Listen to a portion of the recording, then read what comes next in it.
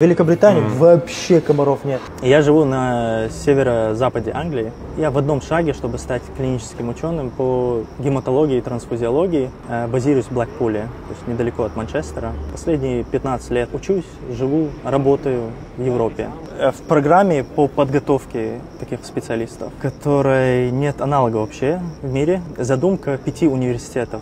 Очень крутых. 4 языка, это немецкий у меня, правда, немного ржавый стал. Работал и делал попытки попасть в этот Scientist Training Program, программа по подготовке клинических ученых. Это чисто британская национальная программа. Каждый год в Великобритании отбирают лишь несколько человек. Программа для подготовки таких специалистов. Отбор жесткий, подающих тысячи. Среди них могут быть и бывают выпускники Оксфорда и Кембриджа, лучших университетов мира. Первый это был 2021 год. И с первой попытки я дошел до интервью, это последняя стадия. А сам процесс длится 7 месяцев. И туда один тест, другой тест. Отбор очень продолжительный и сложный. К сожалению, я провалил первый раз и второй раз провалил. В 2021 провалил, в втором провалил, в третьем. Вот четвертая попытка у меня получилось. Я же мигрант там. Сейчас у меня гражданство, но я был гастарбайтером до stage.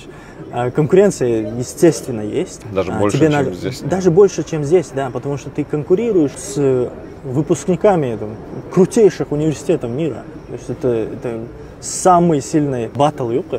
То есть конкретно тебе надо выделиться. Что мне помогало? Да, наверное, я бы сказал, родители, которые как-то давали мне энергию, отец Оларсу, или Дагайтанцан, ой, не кажешь, келархадин доци.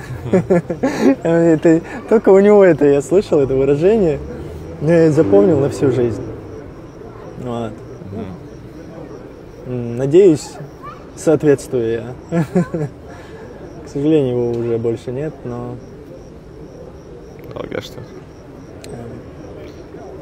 Я знаю, что родители медики, да, еще дядя был медик.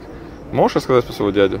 Когда мне было 6 лет, это 98 год, что-то невиданное, да? Даже тебя это удивило. Он получил правительственный грант для стажировки в Лондоне, как молодой специалист хирургии. Правительство Российской Федерации, это межвоенный такой период был, но тем не менее... Направляют чеченцев в Лондон. Да, чеченцы.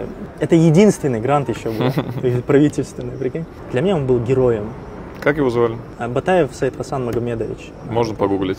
Да, можете погуглить. И то, что он начал, можно сказать, я продолжил спустя многие годы. То есть я тоже оказался в Лондоне, тоже в медицине, правда, другая специальность.